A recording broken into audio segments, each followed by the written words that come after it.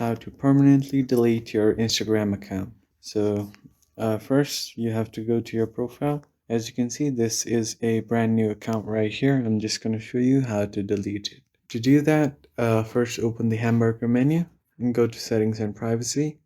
And from here, you can scroll all the way down.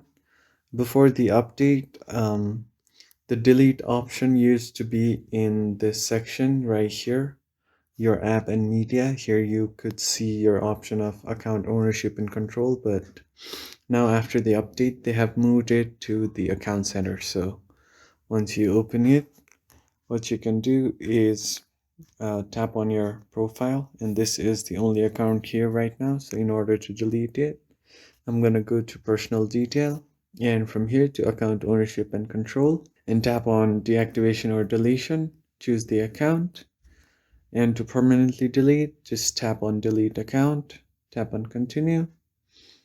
Choose any reason that you want to delete your account. Once you continue, it will ask you for your password. Alright, so once you have entered your password, just click on continue, and finally tap on delete account. So the account now has been deleted. This is my other account, and after you do that, your account should be permanently deleted.